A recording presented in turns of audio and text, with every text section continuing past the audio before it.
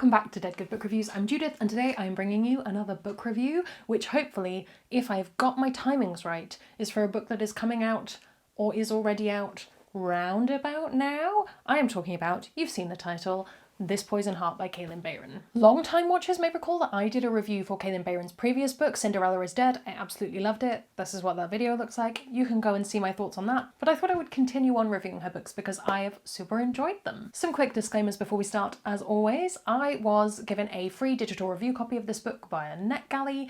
Nobody's paying me to talk about books. All opinions are my own. I'm also going to keep this as spoiler-free as humanly possible, but if you do want to go into this book knowing absolutely nothing, click away now, pause the video, come back when you've read it. This is a new YA book. It is set in the real world, but it does have fantasy elements. Is there a word for that kind of genre? Probably, but I don't know what it is because I'm a bad booktuber. Kailyn Bayron is the best-selling author of, I've already mentioned it, Cinderella is Dead, and she is also a classically trained vocalist, which is pretty nifty. Her next book, The Vanquishers, is out in, I think, autumn of 2022, and it sounds middle grade-y and vampiric and a bit spooky, and I'm here for it. I will link her website below if you would like to find out more. Our main character is Briseis, pictured here on the cover. She lives in Brooklyn, working in her two moms' flower shop. Yes, she has two mums. In a classic book setup, the flower shop is struggling to make ends meet. Life isn't very easy for Briseis because she's dealing with the fact that, like it or not, she has a magical affinity for plants. No one can explain why it's happening, she's getting very tired of hiding it, and everything feels like it's starting to fall apart. But then a solicitor turns up and says that Briseis' birth mother has left her this enormous house out in Rhinebeck.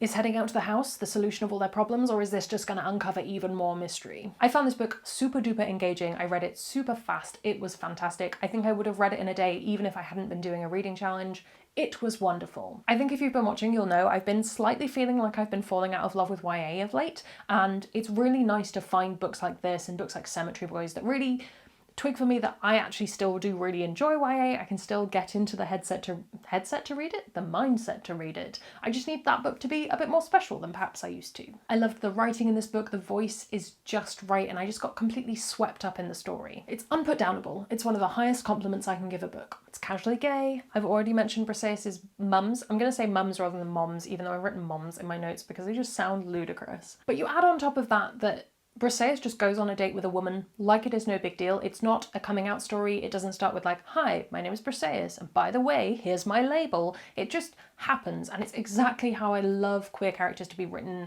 in modern settings. As far as I remember, we never really get a definitive label, and honestly, I prefer it that way. I was interested to see whether sexuality would come up in that kind of we've just moved to this small town, are people going to be open-minded kind of way? But actually it didn't come up, but we did get a reason for why, in that this town is more open-minded than most be, for reasons that do get explained in the book. One of the reasons why this setting is interesting is this town is a place where they have defunded the police force, and then put those resources, that funding, into other systems. I really liked that that was something explored within a YA novel without that being the plot of a YA novel, because I think that one of the reasons people don't always understand what defunding the police means is that they've never seen it or they can't picture it, and being able to write that into a story and just have this is how this would functionally work in a story that is about other things makes a lot of sense, and I appreciated it. As with characters' sexualities, this is just a thing that is in this world, in this setting, in this story. We don't need to explain it anymore. You get as much information as you need, and we're going to keep going. And we get on with magical gardening, and I'm here for that. The magic is great. This magical plant-based power, it's really just exactly what I want plant powers to be. I really liked the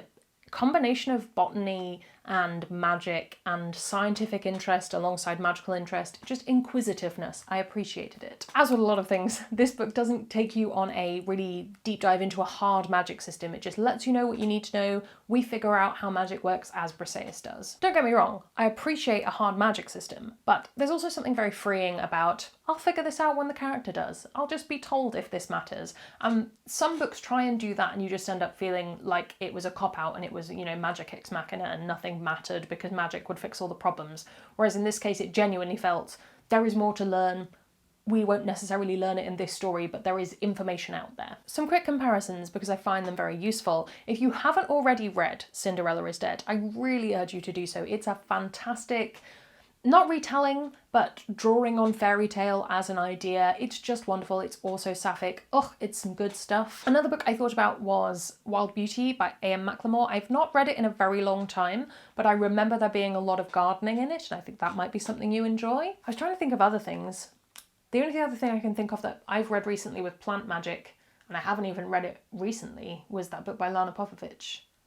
I'll put the cover up. I can't remember what it was called, but it involved fractals and it was interesting. Normally I would do cons before I do comparisons, but I was trying to think of things I didn't like about this book and I genuinely couldn't think of any. Like, everything that I could have potentially brought up was just, if you don't like what this book is, you won't like this book. And that feels like a silly statement to make. Like, of course, if you don't read a lot of YA, you're not going to enjoy this. I will therefore need to do some watching of some other people's reviews to see if I missed anything or if anything just didn't come through to me when I read it in a couple of days, but I think it's a pretty solid read. Love pretty much all the aspects of this book. Really excited to see what Kailyn Bayron does next. If this is the trajectory of her writing, I'm very excited about it. Have you read this? Are you planning to? What have you got on your list of YA books or fantasy books or contemporary fantasy kind of things that you want to read? Let me know down in the comments below. While you're down there commenting, if you haven't already, please do subscribe because it makes me feel loved and appreciated.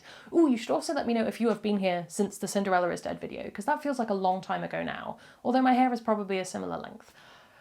You can also follow me on all of my social media, that's linked below. Come hang out on Discord, we have a good time. That's all from me, and I will see you in the next one.